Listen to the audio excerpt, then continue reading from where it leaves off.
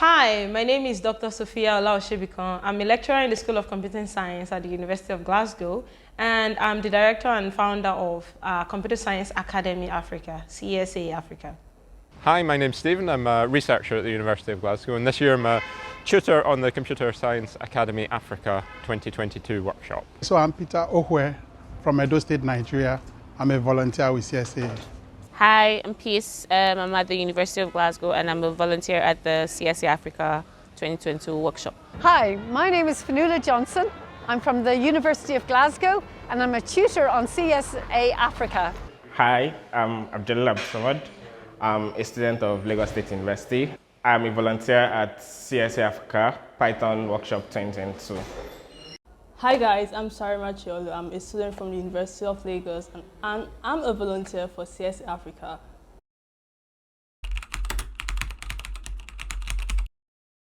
So in 2018, I used to tutor a CS1P lab on a Tuesday evening last class, and Sophia was doing the other stream.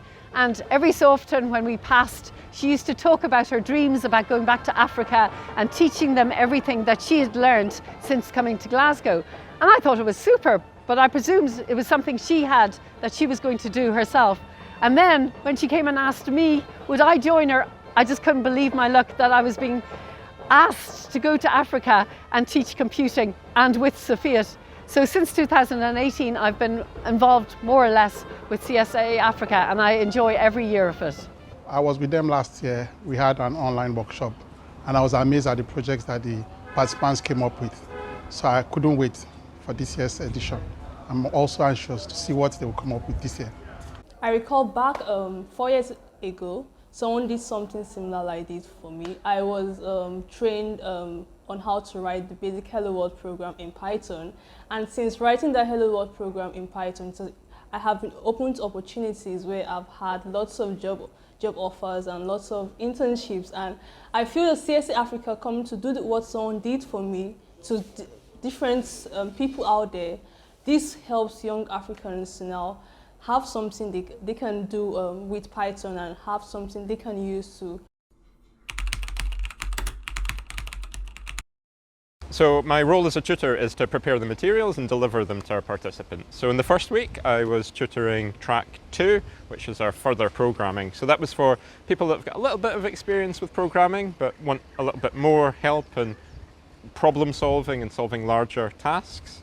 And then in the second week, I'm tutoring data structures and algorithms, so giving people a bit more insight into the complexity of the code that they're writing. Okay, so I was a volunteer for data structures and algorithms. I help students answer tough questions in data structures. When they're stuck, I don't give them the answer, but I try to guide them through the process so that they can get the answers themselves. The main aim was to ensure that their problem-solving skills are quite efficient. So I just supported the instructor then, Stephen, to help students answer questions. The tutors take the participants on core Python topics.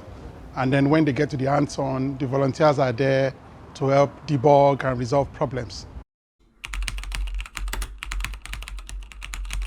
It's been lovely interacting with the students here, like learning new things. Like I use Python a lot and I've been taught like in school, but seeing them do projects and hands-on has been awesome. And I'm enjoying the questions, I'm enjoying the surprise on your faces with the kind of things you can do with Python. So it's been a lovely experience. It's been a pleasure listening to some of the participants at the workshop and hearing about their dreams and goals and how they've been inspired and coming up with exciting creating ideas on what they would like to do moving on.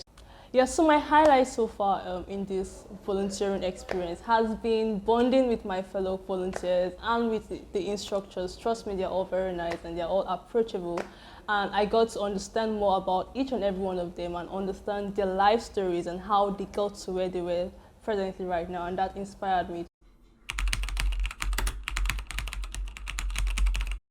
So one thing I've noticed as I've delivered the materials is that the stronger participants have been much more willing to help out with participants that are maybe less confident with some of the material. So it's been really good to see that they've grown in confidence and they're able to solve not only their own problems, but as they explain it to other people, I think that's helping them learn and understand a little bit more as well. I think that the students are very expressive in when they're getting material and when they're not. And don't hold back in saying, no, no, no, repeat that. And what's absolutely lovely is that when they aren't getting it, they're very, very happy for you to explain again and again. And then eventually when it clicks, the delight and the happiness shows on their face. Whereas sometimes when we're in Glasgow, students feel a bit embarrassed about asking to repeat more than once. That doesn't exist here. And it's also a communal feeling. The students all get together when somebody's got it working to understand how that person got it, and they work as a community. It's an absolute delight. The fact that people came from the University of Glasgow to Africa, they can see that, that these people actually want us to learn, and so they are motivated by the fact that it's not just a Nigerian or Africa thing. There's the interaction from different universities, and yeah, they can see how far we've gone, and they can learn and see that, that's something I can do as well. I think the students are very motivated and they are really eager to learn, but they maybe don't have the same opportunities that we might have in Glasgow, and so lots of them have dabbled with going online tutorials and tried to teach themselves. But when they get stuck, there's nobody there to help. And I think that's where we come in. Coming here and seeing that things are done differently in other parts of the world gives us hope that things can get better. So school is not necessarily the scam that we think it is. It's just that we can improve some of these things and make learning a more interesting experience.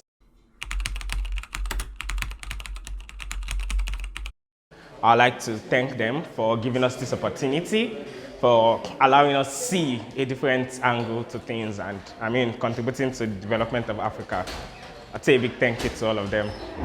In the past, we've not been able to support participants because we've been financially constrained. But this year, we've been able to provide support for participants coming from outside Lagos. We've been able to provide accommodation support for them, travel support, and we've been able to give them lunch, which helps them learn as well. And at the same time, we've been able to provide childcare support. This would be impossible without the help of our donors. And we just want to say thank you. Thank you so much for your support. It really goes a long way in changing the lives of the young Africans in STEM.